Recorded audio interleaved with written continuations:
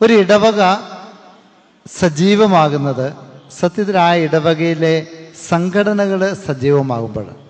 നമുക്കറിയാം, നമ്മുടെ ശരീരത്തിലേക്ക് നോക്കിക്കഴിഞ്ഞാൽ നമ്മുടെ ശരീരത്തിൻ്റെ ഓരോ കോശത്തിലും രക്തം എത്തിക്കുന്ന ഒരു സിരാനിര വ്യൂഹം നമ്മുടെ ശരീരത്തിലുണ്ട്. അത് ശിരസ് മുഴുതൽ കാൽപാദത്തിൽ അണിവിരൽ വരെ പടർന്നു നിൽക്കുന്ന ഒരു സംവിധാനമാണ്. ഈ ഞരമ്പുകളുടെ അല്ലെങ്കിൽ സിരകളുടെ വ്യൂഹത്തിൽ എന്തെങ്കിലും സംഭവിച്ചാൽ നമ്മളുടെ ജീവിതം ബുദ്ധിമുട്ടിലാവും. ഈ സിരാവ്യൂഹത്തിൻ്റെ അതേ ധർമ്മമാണ് തിരുസഭയിൽ, നമ്മുടെ സഭാ സംവിധാനത്തിൽ ഓരോ സംഘടനയ്ക്കുമുള്ളത്. വിവിധങ്ങളായ സംഘടനകളുടെ പ്രസിഡന്റുമാർ, നേതാക്കന്മാരാണ് ഈ സ്റ്റേജിലിരിക്കുന്നത്. അത് വളരെ ഉചിതമാണ്. ഇനി ഞാൻ ബഹുമാനപ്പെട്ട വികാരി അച്ഛനെ, പ്രിയപ്പെട്ട ജെയ്സസിനെ ആത്മാർത്ഥമായിട്ട് അഭിനന്ദിക്കുകയാണ്. നമുക്കൊരു നല്ല കയ്യടി കൊടുക്കാം. കാരണം അച്ഛൻ്റെ അജപാലന ശൈലിയിൽ ഈ ഇടവകയിലെ ഓരോ സംഘടനയും ഈ ഇടവകയിലെ ഓരോ അംഗവും പ്രധാനപ്പെട്ട ആളുകളാണ്. അതുകൊണ്ടാണ് അച്ഛൻ ഇങ്ങനെ ഒരു നല്ല മീറ്റിംഗ് സംഘടിപ്പിച്ചത്. അതുപോലെ നമ്മുടെ ആളുകളെ ബഹുമാനിക്കുന്നത്. നമ്മൾ കഴിഞ്ഞ ദിവസം ഞാൻ എവിടെ ഒരു AKCCയുടെ മീറ്റിംഗ് നടത്തിയപ്പോൾ ഞാൻ പറഞ്ഞു, നമ്മുടെ ഫൊറോന തലത്തിൽ, യൂണിറ്റ് തലത്തിലൊക്കെ ഒരു ഫ്ലക്സ് വെക്കണം. നമ്മുടെ ഫൊറോന നേതാക്കന്മാരുടെ ഫോട്ടോ ആ ഫ്ലക്സിൽ വേണം. അല്ലെങ്കിൽ യൂണിറ്റ് തലത്തിൽ നമ്മുടെ നേതാക്കന്മാരുടെ ഫോട്ടോ വേണം. ആരോ എഴുന്നേറ്റ് പറഞ്ഞു, ഇതെന്തിനാ അങ്ങനെയൊക്കെ പ്രകടനം നടത്താൻ വേണ്ടിയാണ് ഇത്. ഞാൻ പറഞ്ഞല്ലാതെ നമ്മുടെ നേതാക്കന്മാരെ നമ്മൾ കട്ടിക്കീഴയാണോ കൊണ്ട് വെക്കണ്ടേ? നമ്മുടെ നേതാക്കന്മാരെ ലോകം അറിയണം, നമ്മുടെ നേതാക്കന്മാരെ നമ്മുടെ ജനങ്ങൾ അറിയണം. അങ്ങനെ വന്നാലേ നമുക്ക് ഈ സമുദായത്തിന് നല്ല നേതൃത്വം ഉണ്ടാവുകയുള്ളൂ. അവരെല്ലാം സമ്മതിച്ചു. ഞാനതുകൊണ്ട് കേരളം ഒട്ടുക്ക് അല്ലെങ്കിൽ ആഗോളതലത്തിൽ കത്തോലിക്ക കോൺഗ്രസിന്റെ നേതാക്കന്മാരോട് പറഞ്ഞു, നമ്മളാണ് നമ്മുടെ നേതാക്കന്മാരെ വളർത്തുന്നതും തളർത്തുന്നതും. വളർത്തണമെങ്കിൽ നമ്മൾ അംഗീകരിക്കണം. നമ്മൾ സുറിയാനി ക്രിസ്ത്യാനികൾക്ക് ഒരു ചെറിയ കുഴപ്പമുണ്ട്. നമ്മുടെ ഒരു വലിയ പ്രശ്നമാണ് ഈ അസൂയ. ആരെങ്കിലും വളർന്ന ഉടനെ മറ്റുള്ളവർ കാലെ പിടിച്ച് താഴോട്ടിടാൻ നോക്കും. ആദ്യ കാലഘട്ടത്തിൽ ഞാൻ തന്നെ ഇത് അനുഭവിച്ചതാണ്. കവിരച്ചന് ആള് കളിക്കാൻ വേണ്ടിയാണ് ഈ മീറ്റിങ്ങുകളെന്ന് പറഞ്ഞ ആളുകളുണ്ട്. ഞങ്ങളുടെ കൂട്ടത്തിൽ ഉടുപ്പിട്ടവർ തന്നെ പറഞ്ഞിട്ടുണ്ട്. പക്ഷെ ഞാനതൊന്നും ശ്രദ്ധിച്ചില്ല. നമ്മൾ ഒരുമിച്ച് നിന്നാൽ നമുക്ക് തന്നെയാണ് അതിൻ്റെ ഗുണം. അതുകൊണ്ട് നമ്മൾ ആദ്യമേ പഠിക്കേണ്ട ഒരു കാര്യം, നമ്മുടെ ആളുകളെ അംഗീകരിക്കാൻ നമ്മൾ പഠിക്കണം. നമ്മുടെ നേതാക്കന്മാരെ വളർത്താൻ നമ്മൾ പഠിക്കണം. കഴിഞ്ഞ വർഷമാണ് എൻ്റെ ഓർമ്മ, എറണാകുളത്തെ മൗണ്ട് സെന്റ് തോമസിൽ വെച്ച് നമ്മുടെ യുവജനങ്ങളിൽ നിന്ന് നേതാക്കന്മാരെ വളർത്തിയെടുക്കാൻ വേണ്ടി ഒരു ക്യാമ്പ് നടത്തി. എല്ലാ രൂപതകളിൽ നിന്നും സെലക്ട് ചെയ്യപ്പെട്ട യുവജന നേതാക്കളെയാണ് അവിടെ വിളിച്ചത്. അപ്പോൾ അവിടെ നടന്ന ക്ലാസ്സുകളിൽ ഈ ന്യൂസ് 18 അസോസിയേറ്റ് ചീഫായിരിക്കുന്ന ടോം കുര്യാക്കോസ് സാർ എന്ന മാധ്യമ പ്രവർത്തകൻ, നിങ്ങൾ അദ്ദേഹത്തെ അറിയുമായിരിക്കും. ഈ ന്യൂസ് 18 ക്രൈം എന്ന സീരിയൽ ചെയ്യുന്ന ആളാണ്. അദ്ദേഹം വളരെ പ്രശസ്തനാണ്. അദ്ദേഹം അവിടെ നിന്ന് നമുക്ക് വേണ്ടി ക്ലാസ് എടുത്തു. ആ ക്ലാസ് എടുത്തതിൻ്റെ അകത്തുനിന്ന് അദ്ദേഹം ചോദിച്ചു, ഇതിൽ എത്ര പേര്, അവിടെ ഉണ്ടായിരുന്ന ആളുകൾ പലരും രാഷ്ട്രീയത്തിൽ പ്രവർത്തിക്കുന്ന ആളുകളായിരുന്നു, ഇതിൽ എത്ര പേര് സഭ വളർത്തിയിട്ട് വന്നിട്ടുണ്ട് എന്ന് ചോദിച്ചു. കുറേ പേര് കൈപൊക്കി. കുറേ പേര് പറഞ്ഞു, ഞങ്ങൾ മിഷൻ ലീഗ് പ്രവർത്തിച്ചിട്ടുണ്ട്, നമ്മുടെ ജിതിനച്ചന് സന്തോഷിക്കാം, മിഷൻ ലീഗ് പ്രവർത്തിച്ചിട്ടുണ്ട്, KCM പ്രവർത്തിച്ചിട്ടുണ്ട് എന്നൊക്കെ പറഞ്ഞു. പക്ഷെ മറ്റു പലരും അങ്ങനെ കൈപൊക്കാനില്ലായിരുന്നു. അപ്പൊ അദ്ദേഹം ചോദിച്ചു, നമ്മുടെ സഭാ സംവിധാനത്തിൽ, നമ്മുടെ സംഘടനകളിൽ നമ്മൾ വിവിധ തരത്തിലുള്ള മത്സരങ്ങൾ നടത്തും, പരിപാടികൾ നടത്തും. അതിൽ മുന്നിട്ട് നിൽക്കുന്ന കുട്ടികളിൽ എത്ര പേരെ നമ്മൾ നേതാക്കളായിട്ട് വളർത്തിയെടുത്തിട്ടുണ്ട്? എന്തുകൊണ്ടാണ് നമ്മുടെ ആളുകൾ വിവിധ രാഷ്ട്രീയ പാർട്ടികളിലോ സർക്കാരിന്റെ മേഖലകളിലോ നേതൃനിരയിലേക്ക് വരാത്തത്? നമ്മൾ വളർത്തിയെടുക്കാത്തത് കൊണ്ടാണ്. പ്രിയപ്പെട്ടവരെ, ഇനി മുതൽ അതിന് മാറ്റം വരണം. നമ്മുടെ സമുദായത്തിൽ നിന്ന് നല്ല നേതൃനിര ഈ നാട്ടിലുണ്ടായാൽ അത് ഇവിടുത്തെ പൊതുജനത്തിന് നന്മയാണ്. നമ്മളൊരു കാര്യത്തിന് പോകുമ്പോൾ തിരുവനന്തപുരത്ത് ചെല്ലുന്നു, സെക്രട്ടേറിയറ്റ് ചെല്ലുന്നു, അവിടെ MLA-മാരെ നോക്കുന്നു, അല്ലെങ്കിൽ മറ്റ് ജനപ്രതിനിധികളെ നോക്കുന്നു. എത്ര പേര് നമ്മുടെ കൂട്ടത്തിലുണ്ട്? ഞാൻ പറയുന്ന വർഗീയതയല്ല, നമുക്കും അവകാശമുണ്ട്. നമ്മുടെ ആളുകളിൽ നിന്ന് നല്ല നേതാക്കൾ വളരുവാൻ കഴിഞ്ഞ കാലങ്ങളിൽ ഉണ്ടായിരുന്നു. കത്തോലിക്ക കോൺഗ്രസ് എന്ന് പറയുന്ന സമുദായ സംഘടന ഒരു അംബർല സമുദായ സംഘടനയായിട്ട് പ്രവർത്തിക്കണമെന്ന് ഈ അടുത്തിടയിൽ ഞങ്ങളോട് അഭിമന്യ major archbishop Mar Raphael Thattil പിതാവ് പറഞ്ഞു. നിങ്ങൾ മറ്റ് സംഘടനയെ പോലെ ഭക്തസംഘടനയല്ല. നമ്മുടെ മിഷൻ ലീഗ്, മാതൃവേദി, മറ്റ് സംഘടനകളൊക്കെ നമ്മുടെ ഭക്തസംഘടനകളാണ്. അതിൽ തെറ്റുമില്ല. ഈ സംഘടനകളെയെല്ലാം ചേർത്ത് പിടിച്ച് ഒരു കുടക്കീഴിൽ എന്ന നിലയിൽ ചേർത്ത് പിടിച്ച് പ്രവർത്തിക്കേണ്ട സീറോ മലബാർ സഭയുടെ ഔദ്യോഗിക സമുദായ സംഘടനയാണ് കത്തോലിക്ക കോൺഗ്രസ്. ആ ഒരു ഉത്തരവാദിത്വം കത്തോലിക്ക കോൺഗ്രസ് ഏറ്റെടുക്കണം. ഈ ഉത്തരവാദിത്വം ഏറ്റെടുക്കുമ്പോൾ ഓരോ സംഘടനയും നമ്മൾ വളർത്തണം, പരസ്പരം സഹകരിച്ച് പ്രവർത്തിക്കണം. അതിന്റെ ഭാഗമാണ് ഈ ദിയാക്കോണിയ. ദിയാക്കോണിയ എന്ന് പറഞ്ഞാൽ എന്താണെന്ന് നിങ്ങൾക്ക് അറിയാലോ അല്ലെ? ചിലരൊക്കെ അതിനെ മറ്റു പേരൊക്കെ ഇട്ട് വിളിച്ചു. നമ്മുടെ അഭിമന്യ മാർ ജോസഫ് പാമ്പ്ലാനി പിതാവ് കണ്ടുപിടിച്ച് ഇട്ട പേരാണ് ഇത്. അദ്ദേഹത്തിന്റെ ഭാവനയിൽ വിരിഞ്ഞ ഒരു സങ്കല്പമാണിത്. നമ്മുടെ രൂപതയില്, നമ്മുടെ ഇടവകകളില് സംഘടനകള് ഒറ്റക്കെട്ടായിട്ട് പ്രവർത്തിക്കണം. ഓരോരുത്തരുടെ വഴിക്ക് പോകാതെ ഒരു പൊതു കാഴ്ചപ്പാടോടെ സഹകരിച്ച് പ്രവർത്തിക്കണമെന്ന് പിതാവ് പറഞ്ഞു. അതിനാണ് ദിയാക്കോണിയ എന്ന പേരിട്ടത്. അത് ശരിക്കും പറഞ്ഞാൽ അജപാലന ഏകോപന സമിതി എന്നാണ് ഇതിന്റെ പേര്. ഞാൻ ഈ അതിരൂപതയുടെ പാസ്റ്ററൽ കോർഡിനേറ്റർ ആയതുകൊണ്ട് ഞാൻ ഇത് സംഘടിപ്പിച്ചിരുന്ന ആളാണ്. വർഷത്തില് 4 പ്രാവശ്യം തലശ്ശേരി വെച്ച് നമ്മുടെ സംഘടനകളുടെ നേതാക്കന്മാരെ വിളിച്ച് ചർച്ചകളും കാര്യക്ഷമമായ പദ്ധതികൾക്കുള്ള നിർദ്ദേശങ്ങളും അവിടെ നടത്തിയിരുന്നു. അതിൽ നിന്നാണ് ഈ ദിയാക്കോണിയ വരുന്നത്. ഈ അജപാലന ഏകോപന സമിതി ഓരോ ഇടവകയിലും വേണം. അങ്ങനെ ഉണ്ടെങ്കിലേ നമ്മുടെ ഇടവക പ്രവർത്തനം ശക്തമാവുകയുള്ളൂ. ചിലർ ഇന്നാള് ചോദിച്ചു, എന്തിനാ അച്ഛാ നമ്മുടെ സഭാ സംവിധാനങ്ങളുള്ളപ്പോൾ ഇങ്ങനെ വീണ്ടും സമുദായ സംഘടനയൊക്കെ? ഞാൻ പറയും, ഇതൊരു നാണയത്തിന്റെ ഇരുവശങ്ങളാണ്. നമ്മുടെ സഭയുടെ പ്രവർത്തനങ്ങള് അടിസ്ഥാനപരമായിട്ടും വിശ്വാസത്തിന്റെ തലങ്ങളിലാണ്, ആധ്യാത്മികമായ തലങ്ങളിലാണ്. നമ്മുടെ ആരാധനാക്രമത്തിന്റെ കാര്യം, ആരാധനാപരമായ പരിപാടികള്, അതൊക്കെ ക്രമീകരിക്കുന്ന സഭയുടെ തലത്തിലാണ്. അതേസമയം നമ്മൾ ജീവിക്കുന്നത് പൊതുസമൂഹത്തിലാണ്. ഈ പൊതുസമൂഹത്തില് നമ്മുടെ സാംസ്കാരിക രംഗത്ത്, സാമ്പത്തിക രംഗത്ത്, സാമൂഹിക രംഗത്ത്, രാഷ്ട്രീയ രംഗത്ത് സഭയ്ക്ക് ഇടപെടാൻ പറ്റിയല്ല. ഒരച്ഛൻ രാഷ്ട്രീയം പറഞ്ഞാൽ ഉടനെ പ്രശ്നമായി.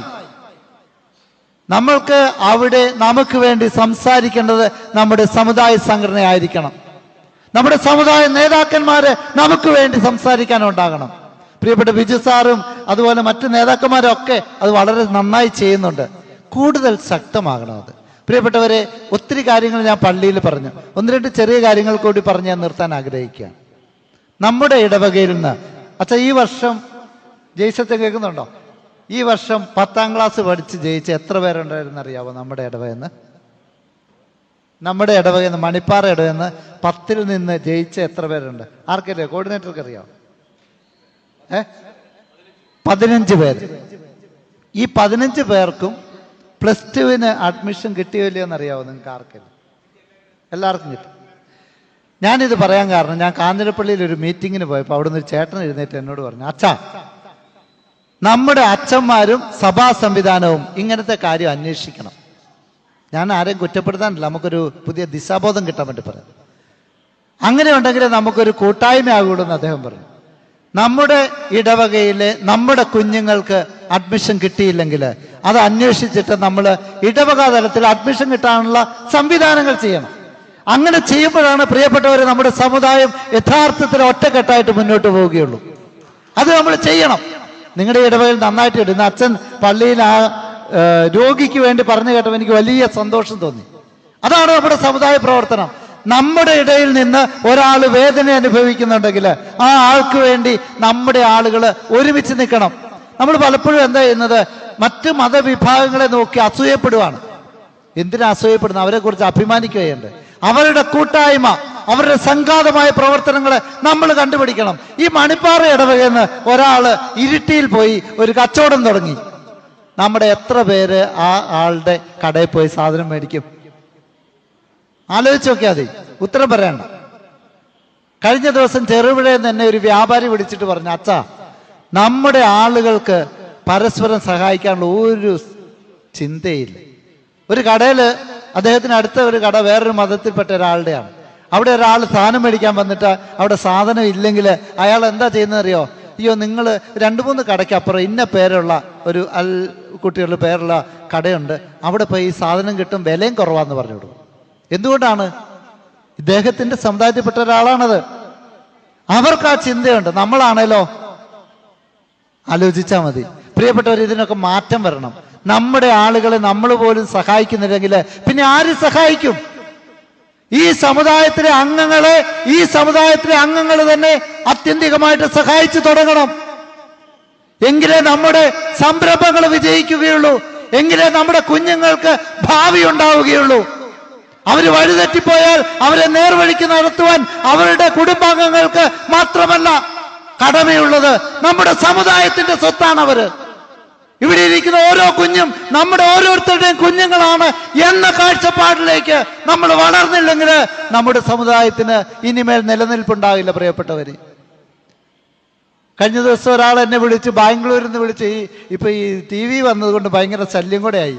മനുഷ്യരെല്ലാം വിളിയായി, എവിടുന്നോ നമ്പർ തപ്പിയെടുത്ത് വിളിക്കുകയാണ്. അവരുടെ വിചാരം അവരുടെ എല്ലാ പ്രശ്നങ്ങളും എനിക്ക് തീർക്കാൻ പറ്റുമെന്നാ. എനിക്ക് തീർക്കാൻ പറ്റിയല്ല, പക്ഷേ പറ്റുന്ന പോലെ ഞാൻ സഹായിക്കുന്നുണ്ട്.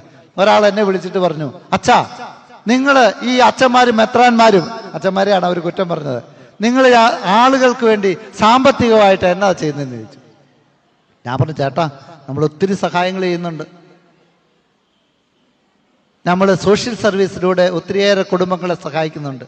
ഒത്തിരിയേറെ ആളുകൾക്ക് ജോലി കിട്ടാനുള്ള സംവിധാനം ചെയ്യുന്നുണ്ട്. ക്രെഡിറ്റ് യൂണിയനിലൂടെ നമ്മൾ സാമ്പത്തിക സഹായങ്ങൾ കിട്ടാൻ കടം കൊടുക്കുന്നുണ്ട്.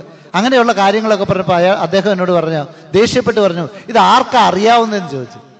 നിങ്ങൾ വലതുകരം ചെയ്യുന്ന ഇടതുകരം അറിയരുത്, അല്ലെങ്കിൽ ഇടതുകരം ചെയ്യുന്ന വലതുകരം അറിയരുത് എന്ന പോളിസി ഉള്ളവരാണെന്ന് എനിക്കറിയാം. പക്ഷെ അതുകൊണ്ട് കാര്യമില്ല. നിങ്ങൾ ചെയ്യുന്ന നന്മ പ്രവർത്തികളെ നിങ്ങളുടെ ആളുകൾ പോലും അറിയുന്നില്ല എന്ന് അദ്ദേഹം എന്നെ കുറ്റപ്പെടുത്തി. പ്രിയപ്പെട്ടവരെ, നമ്മൾ ഒത്തിരി ആളുകളെ സഹായിക്കുന്നുണ്ട്. നമ്മുടെ ഈ ചെമ്പേരി എഞ്ചിനീയറിംഗ് കോളേജിൽ കഴിഞ്ഞ ദിവസം അഭിയെന്ന് പിതാവ് പറയുകയായിരുന്നു, എത്ര കുട്ടികൾക്കാണ് നമ്മൾ സ്കോളർഷിപ്പ് കൊടുക്കുന്നത്, എന്തെല്ലാം പദ്ധതികൾ അവിടെയുണ്ട്. നമ്മളിൽ എത്ര പേർക്ക് അത് അറിയാം? എത്ര പേരത് ഗുണഭോക്താക്കളാകുന്നുണ്ട്? നമ്മുടെ സംവിധാനങ്ങളിൽ നമ്മൾ ചെയ്യുന്ന കാര്യങ്ങൾ പരസ്പരം അറിയിക്കണം. സമുദായം വളരണമെങ്കിൽ പരസ്പരം ചെളി വാരിയെറിയുന്ന, ചീത്ത പറയുന്ന സ്വഭാവം മാറ്റിവെക്കണം. കുറവുകളില്ലാത്ത മനുഷ്യരില്ല. കുറവുകൾക്ക് അതീതമായിട്ട് സമുദായ അംഗങ്ങളെ സംരക്ഷിക്കുവാൻ, സഹായിക്കുവാൻ നമുക്ക് മനസ്ഥിതി ഉണ്ടാകണം. പ്രിയപ്പെട്ടവരെ, കത്തോലിക്ക കോൺഗ്രസ് അതിനൊരു സംവിധാനം ഒരുക്കിയിട്ടുണ്ട്. നല്ല ഹൃദയങ്ങളുടെ കൂട്ടായ്മ, ഹാർട്ട് ലിങ്ക്സ് എന്നാണ് അതിൻ്റെ പേര്. അത് വാട്സപ്പ് കൂട്ടായ്മകളാണ്. അവിടെ ആരെയും നിർബന്ധിക്കുന്നില്ല. ഒരു വിഷയം, ഇന്നിപ്പോൾ അച്ഛൻ പറഞ്ഞ വിഷയം, അത് നമ്മൾ കത്തോലിക്ക കോൺഗ്രസിന്റെ വാട്സപ്പ് ഗ്രൂപ്പിൽ തീർച്ചയായിട്ടും ഇടാം.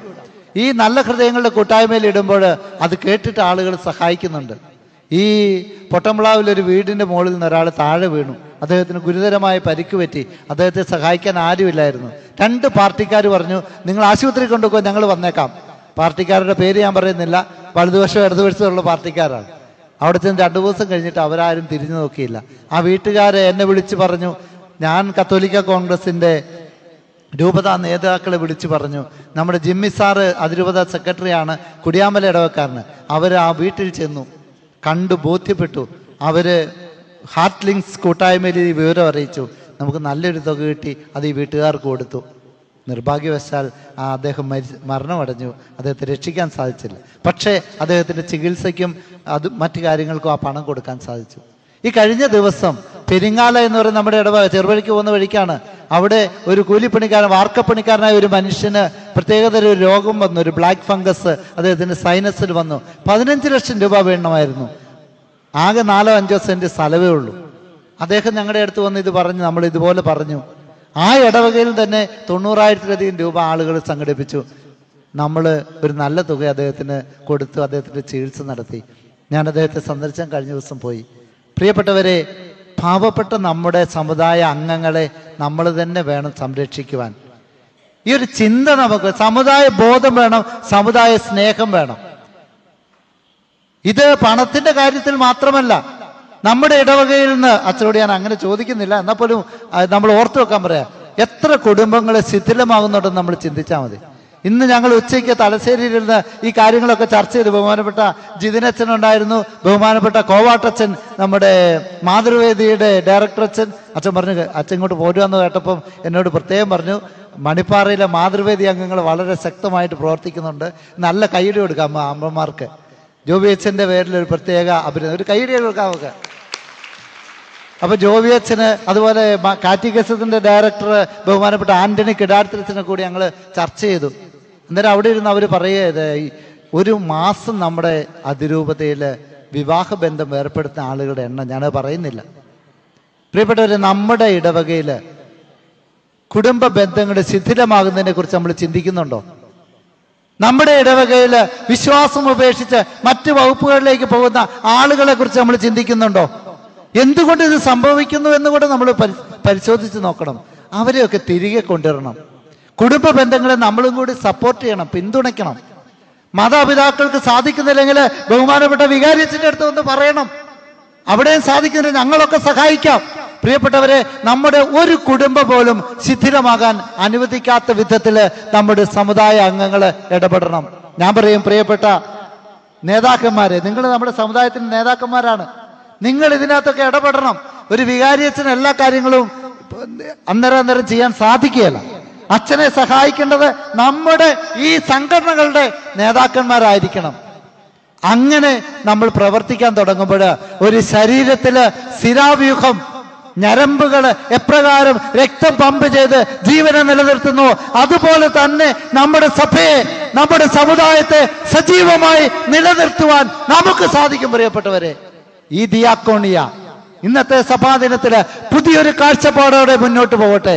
ബഹുമാനപ്പെട്ട വികാരിയച്ഛന്റെ നേതൃത്വത്തില്, ആദരണീയനായ കോർഡിനേറ്ററുടെ നേതൃത്വത്തില്, ബഹുമാനപ്പെട്ട കൈക്കാരന്മാരുടെയും കമ്മിറ്റിക്കാരുടെയും നേതൃത്വത്തില്, നമ്മുടെ സംഘടനകളുടെ അനിഷേധ്യരായ നേതാക്കന്മാരുടെ നേതൃത്വത്തില് ഈ മണിപ്പാറ ഇടവകയിലെ സമുദായം ശക്തിപ്പെടട്ടെ എന്നാണ് എൻ്റെ ആഗ്രഹവും പ്രാർത്ഥനയും. അതിന് നമ്മൾ ഓരോരുത്തരും മനസ്സ് വയ്ക്കണം, കൂട്ടായി പ്രവർത്തിക്കണം. അതിനുള്ള എല്ലാവിധ ദൈവാനുഗ്രഹങ്ങളും നേർന്നുകൊണ്ട് ഈ കൂട്ടായ്മ ഉദ്ഘാടനം ചെയ്തതായി വിനീതമായി അറിയിക്കുന്നു. ദൈവത്തിന് സ്തുതി.